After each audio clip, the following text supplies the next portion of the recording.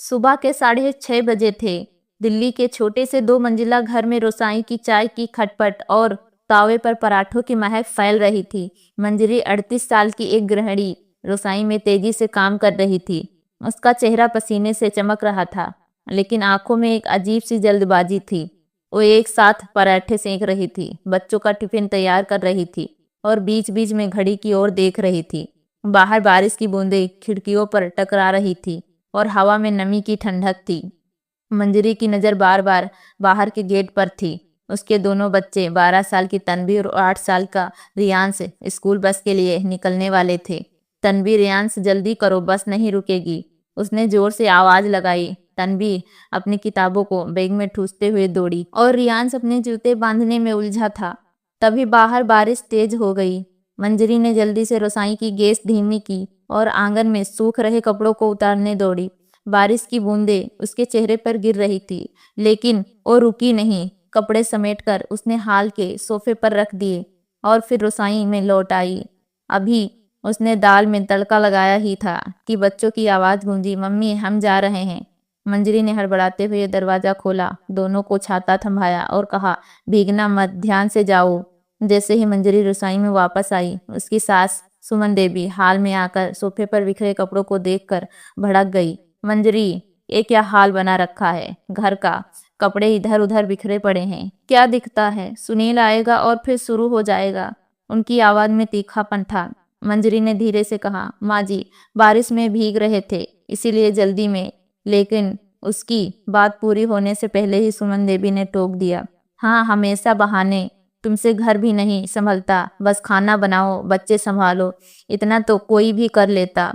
मंजरी ने कुछ नहीं कहा। उसने चुपचाप गैस जलाई और सब्जी को चम्मच से हिलाने लगी।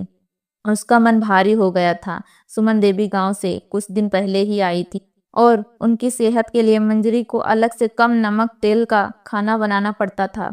ससुर जी अपने भाई के घर गए थे, तो आज लंच सिर्फ सास और बच्चों के लिए था। दोपहर को 2 बजे स्कूल से बच्चे लौटे। बारिश में भीग चुके तन्वी और रियांस ने आते ही चिल्लाना शुरू किया, मम्मी भूख लगी है। मंजरी ने जल्दी से उनके लिए थाली सजाई, चावल, दाल, गोभी की सब्जी और बगल में रायता। बच्चे खाने में मस्त हो गए। तन्वी ने कहा, मम्मी ये गोभी तो बहुत टेस्टी है। मंजरी के चेहरे पर हल्की सी मुस्कान आई, लेकिन वो जल्दी से सास के लिए खिचड़ी बनाने में जुट गई। तभी उसका फोन बजा। स्क्रीन पर पति सुनील का नाम था। मंजरी, में 15 मिनट में घर पहुंच रहा हूँ, खाना तैयार रखना। सुनील की आवाज में जल्दबाजी थी। मंजरी ने गैस तेज की, सास के लिए खिचड़ी अलग रखी और सुनील के लिए रोटियां बेलने लगी। सुनील घर आया और सीधे डाइनिंग टेबल पर बैठ गया। मंजरी ने जल्दी से उसकी थाली सजाई, गरम रोटियां, दाल, सब्जी और सलाद। लेकिन जैसे ही वो एक रोटी देने में थोड़ा लेट आई, सुनील ने तंज कसा, क्या मंजरी, एक रोटी बनाने में इतना टाइम? दिन भर घर में रहती हो, फिर भी कुछ नहीं होता तुमसे? बाहर की औरतें देखो, जॉब करती हैं, घर संभालती हैं, और तुम? मंजरी की आंखें झलक आई, लेकिन उसने चुपचाप रोटी थाली में रख दी। सुनील ने फिर कहा, वैसे नए कुशन कवर कहाँ से आए? कितने पैसे उड़ाए इस बार? मंजरी ने धीरे से जवाब दिया, वो पुराने फट गए थे, तो मोहल्ले में एक दुकान आई थी, सस्ते में। सुनील ने व्यंग किया, तुम्हें तो बस मेरे पैसे उड़ाने की आदत है। मेरी बहन नीलम देखो, जॉब करती है, घर संभालती है और अपने पति का खर्चा भी उठाती है, उससे तो कुछ सीखना चाहिए। मंजरी का दिल बैठ गया। नीलम उसकी देवरानी एक प्राइवेट कंपनी में काम करती थी। उसकी सास पास में रहती थी, जो नीलम की बेटी को संभालती थी। लेकिन मंजरी के पास ऐसी कोई सुविधा नहीं थी। जब बच्चे छोटे थे तब उसने कई बार जॉब करने की सोची, लेकिन सुनील और सास की जिम्मेदारियों ने उसे रोक लिया। सुनील का हर ताना मंजरी के दिल में चुभता रहता। वो सोचती, क्या मैं सचमुच कुछ नहीं कर सकती? उसका आत्मविश्वास धीरे धीरे खत्म हो रहा था। वो अब अपने पति के लिए कुछ खरीदने से भी डरती थी। मायके जाने पर उसकी माँ उसे कुछ कपड़े या सामान देती थी, वही वो इस्तेमाल करती थी।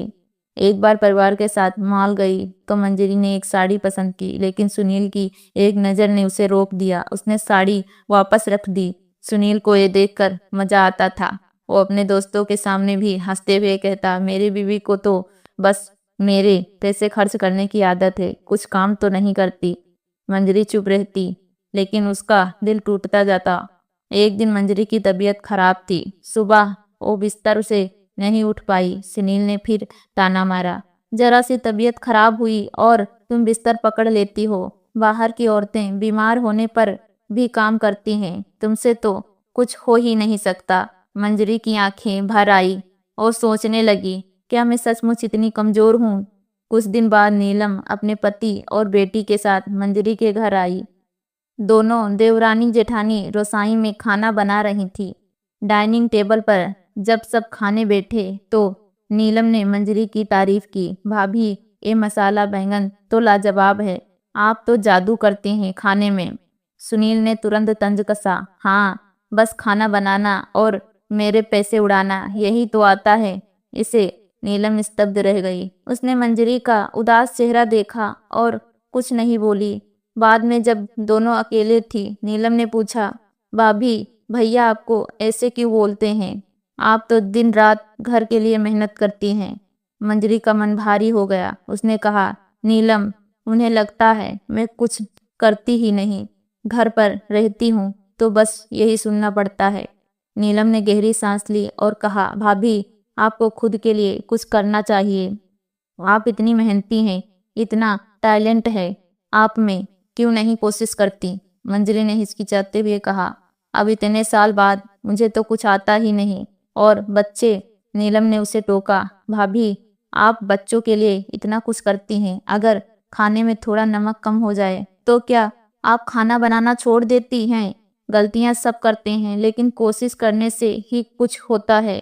कुछ दिन बाद नीलम ने फोन किया, भाभी, मेरी एक दोस्त है शालिनी, वो एक स्कूल में ऑफिस मैनेजर है, उन्हें एक अकाउंटेंट की जरूरत है, आप एक काम कर सकती हैं? मंजरी घबरा गई, मैं अकाउंटेंट? मुझे तो कुछ नहीं आता। नीलम ने हौसला बढ़ाया, भाभी, आप घर का हिसाब किताब कितने अच्छे से रखती हैं। ये उसी का एक्सटेंशन है। स्कूल छोटा है और छुट्टी आपके बच्चों की छुट्टी से पहले हो जाएगी, बस एक बार कोशिश करिए। मंजरी ने डरते डरते इंटरव्यू दिया। उसकी सादगी और मेहनत ने शालिनी को प्रभावित किया। उसे नौकरी मिल गई। शुरुआत में सैलरी कम थी, लेकिन शालिनी ने वादा किया कि अच्छा काम हुआ तो सैलरी बढ़ेगी। पहले कुछ हफ्ते मंजरी के लिए मुश्किल थे। उसे कंप्यूटर सीखना पड़ा, नए लोगों से बात करना पड़ा, लेकिन धीरे धीरे वो ढल गई। 4 महीने बाद इसकी सैलरी बढ़ गई। अब वह सुबह साड़ी पहनकर हल्का मेकअप करके ऑफिस जाती थी। सुनील उसे देखकर चुप रह जाता था। मंजरी अब अपने लिए छोटी मोटी चीजें खरीदने लगी थी। उसने अपने लिए एक नई साड़ी खरीदी, बच्चों के लिए किताबें लीं और हर महीने थोड़ा थोड़ा बचत भी करती थी। एक बार सुनील की कंपनी में मंदी आ गई। 2 महीने तक इसकी सैलरी रुकी रही। उस दौरान मंजरी ने घर का खर्च उठाया, बच्चों की स्कूल फीस, राशन, सब कुछ उसी की सैलरी से चला। सुनील को अपनी गलती का एहसास हुआ। एक रात जब बच्चे सो गए, सुनील ने मंजरी से कहा, मुझे माफ कर दो, मुझे अपनी कमाई का घमंड था। मैं तुम्हें हमेशा नीचा दिखाता था, लेकिन तुमने दिखा दिया कि तुम कितना कुछ कर सकती हो। मंजरी की आंखें भर आई। उसने कहा, सुनील, तुम्हारे ताने मुझे तोड़ देते थे, लेकिन नीलम ने मेरा हौसला बढ़ाया। इसने मुझे सिखाया कि मैं कमजोर नहीं हूँ। समय बीता। मंजरी अब स्कूल में एक सम्मानित कर्मचारी थी। उसने अपने लिए एक छोटा सा बैंक अकाउंट खोला और बच्चों के भविष्य के लिए बचत शुरू की। सुनील अब उसकी तारीफ करता था। एक दिन जब नीलम फिर से घर आई, मंजरी ने उसे गले लगाकर कहा, तुमने मेरी जिंदगी बदल दी। अगर तुम मेरा साथ न देती तो मैं आज भी वहीं डरी सहमी मंजरी होती। नीलम मुस्कुराई और बोली, भाभी, ये आपकी हिम्मत थी। मैंने तो बस एक दिया जलाया, रोशनी तो आपने फैलाई। ये कहानी सिर्फ मंजरी की नहीं, बल्कि हर उस औरत की है जो अपने सपनों को भूल चुकी है। जब एक औरत दूसरी औरत का साथ देती है तो वो न सिर्फ हौसला देती है, बल्कि एक नई जिंदगी देती है। आत्मनिर्भरता सिर्फ पैसे कमाना नहीं, बल्कि अपने आप पर भरोसा करना है। तो दोस्तों, कैसी लगी आपको मंजरी की कहानी?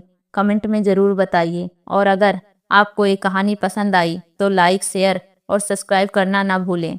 नई कहानियों के लिए बेल आइकन दबाएं ताकि हर प्रेरणादायक कहानी आपके लिए लाते रहें। धन्यवाद।